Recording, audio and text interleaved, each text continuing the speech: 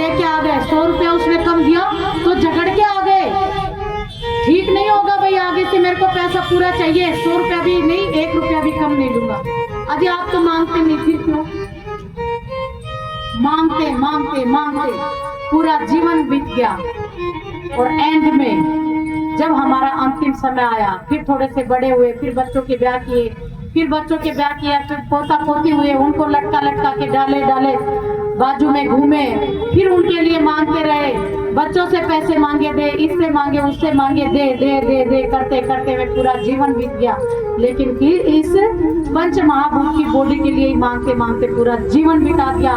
और गैया मैया के मांगने की बारी आई तो हम तो जी मांगते नहीं। हम लोगों में थोड़ा सा भी कुछ आ जाए, थोड़ा सा भी धन दौलत आ जाए, या थोड़ा सा संसार का छोटा मोटा पद आ जाए, या थोड़े 2-4 व्यक्ति हमारे साथ जुड़ जाए, या थोड़ा संगठन बढ़ जाए हमारा, कुछ भी करने लगे तो क्या कहती है रामायण? नहीं को जनमा अस जग माही, प्रभुता पाई जाई मद नाही। रामायण। इतना अहंकार हम लोगों में आ जाता है, अजी मैं तो ये करता ही नहीं।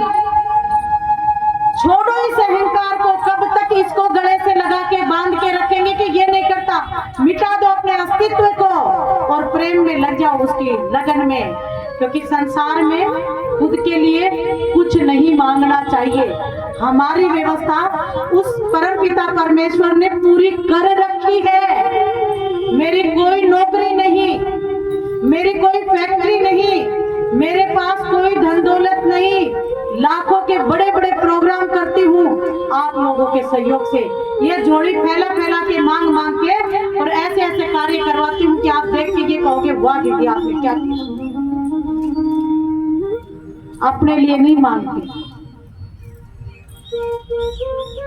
मेरे घर में मेरे लिए अगर कोई कुछ दे भी देता है, मेरे यहाँ एक गुप्ता जी थे, जैसे इनको मिले गोपाल जी को, ऐसे मेरे को भी मिले थे बनी पार्क के। मेरे यहाँ आए तो मैं नीचे बेसमेंट में रहती हूँ, वहाँ एग्जॉस्ट जो फैन होते हैं जो अंदर की हवा को बाहर फेंकते हैं, वो नहीं लगे हुए थे।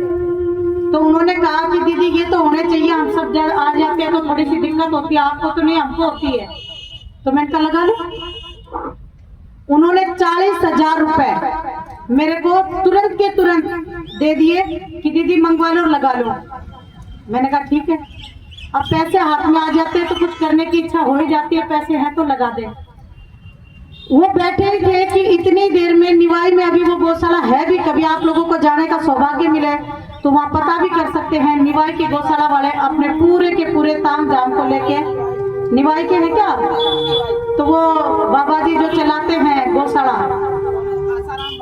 नहीं आसाराम बापू की नहीं है, जो एक्सीडेंटल गायों का इलाज करते हैं गोचर भूमि में, हाँ, वो मेरे द्वारा ही स्थापित की हुई है। पहले एक बार वो चली, फिर बंद हुई, फिर दोबारा वो चली, हाँ, तो वो समिति मैंने ही बनवाई थी। वो मेरे पास आए और आके बड़े परेशान होके अभी जाओ तो बात पूछ लेना कि दीदी बता रही थी। मैं जो भी बात बताऊंगी या तो शास्त्र सम्मत बताऊंगी या फिर जो सत्य होगी वही बताऊंगी। वैसे कथा कहानी नहीं बोलनी आती मेरे को, मैंने पहले ही बताया। आती तो सारी तो बोलती नहीं, क्योंकि सब लोग मूर्ख बनाने लगेंगे तो सदमार्ग पे कौन लेके जाएगा। तो वो लोग आ गए और अपने पूरे ताम झाम को ले आए और बोले कि दीदी ऐसे ऐसे, और हम तो बहुत दुखी है, ये है वो है, गाय रखी भी और ऐसे इकट्ठी की, ये हो गया वो हो गया। तो मैंने कहा क्या दिक्कत क्या है? बोले न तो चारा है और जिन्होंने साथ देने की कही वो साथ भी नहीं दे रहे, करे तो क्या करें। तो मैं मन में सोचूं, इनको पता लग गया क्या यहाँ पैसे रखे हैं कि ये कैसे कह रहे हैं। मैंने बोला चारा कितने का क्या है, 10-20 हजार रुपए की गाड़ी आ जाती है, इकट्ठा कर लो सभी से बोल के। बोले नहीं दीदी, पिकअप खड़ी है, 27,000 रुपए मांग रही है और पैसे नहीं है। पिकअप वाले को हमने ये कह दिया रात को पैसे दे दे तो खाली कर देना, नहीं तो तेरे पिकअप को ले जाना। तो मेरे पास एक बच्चा था जो सेवादार था, मैंने बोला भाई 27,000 दे दे। मैंने तुरंत के तुरंत उसमें से लिया और 27,000 रुपए निकाला और तुरंत के तुरंत उनको 27,000 दे दिया। आए हुए थे, स्वामी जी बोले अरे नहीं दीदी आपसे क्या लेंगे और किसी से कह के। अरे मैंने बोला मैंने कमा के तो लाई नहीं, यहाँ वो पंखे वंखे लगाने की कह रहे थे, पंखे फिर लग जाएंगे, तुम तो ये लो। और 2500 रुपए 2700 रुपए उनके लगे थे गाड़ी के आने जाने के, ये लो तुम्हारे 3000 गाड़ी के, 30,000 वो ले गए। 2000 मेरे घर के बाहर एक प्रेस वाली है, वो अभी भी है, गई नहीं है, उसके बहन मेरे यहाँ सेवा करती थी, उनके यहाँ कोई ट्रेजेडी हो गई और वो मेरे यहाँ झाड़ू पोछा बर्तन करती थी, वो आके रोने लगी, बोले दीदी ये है। और 1800 रुपए के कारण मैं तो मर रही हूँ। खाली 1800 रुपए मिले तो 2000 लेके आ जाए, 8000 बचे, वो अपने खर्चे में लग गए। थोड़े दिन बाद आए गुप्ता जी। गुप्ता जी ने देखा अब तो थोड़ा सा वो होगा, गुप्ता जी बोलते दीदी कैसे क्या पंखे कहाँ, पंखे लगा ही नहीं है दीदी वो। मैंने बोला गुप्ता जी देखो चाहे कुछ भी कहना, आप मेरा स्वभाव जानते हो, जब मैं आप लोगों से छुड़वाती हूँ तो मेरे को भी तो छोड़ना चाहिए ना थोड़ा बहुत। तो बोले दीदी क्या बात है, मैंने कहा ऐसे ऐसे हुआ, वो तो सारे गए। उन्होंने फिर से 35,000 रुपए मेरे को दिए, सॉरी इस बार 35,000 का चेक दिया उन्होंने कि भाई कैश नहीं देके जाएंगे, ऐसे नहीं, 35,000 का चेक दिया। बैंक ऑफ बड़ौदा में मेरा खाता था, बैंक ऑफ बड़ौदा अपने यहाँ वैशाली में है, इसमें मैंने ले जाके उसमें वो डालने के लिए हम गए।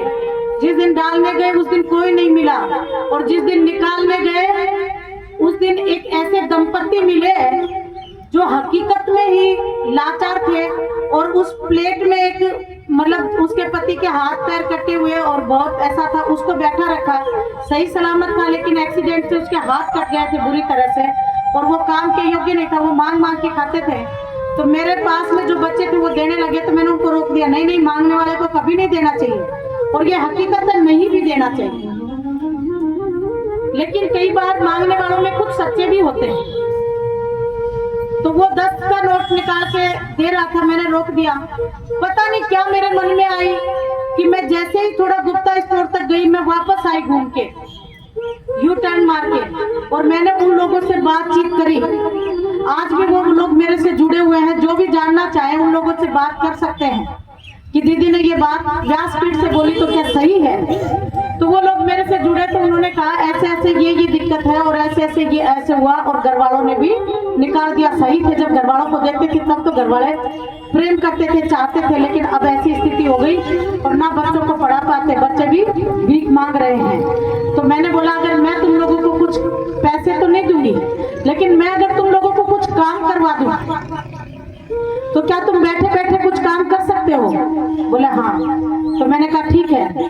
14,000 रुपए के अंदर रेडी बनी, जो ये 4 पहिए की रेडी होती है, ये रेडी बनवाई। मैंने उस महिला को बोला कि तू पति को लेके चलती है, पति को तो बच्चे भी खींच देंगे, तू रेडी को कहीं भी एक जगह रख के और इसको चला। इसके ऊपर जो भी सीजन की चीज आए, उस समय ठंड का मौसम था, तो जो भी सीजन की चीज आए, जैसे मूंगफली का समय है तू मूंगफली बेच, मक्का बेच, तू केले बेच, कुछ भी ऐसी चीज बेच जो आसानी से तू कर सके। तो उसने कहा ठीक है दीदी माँ, ठीक है दीदी माँ, आपका बहुत बहुत धन्यवाद। और जैसे ही मैं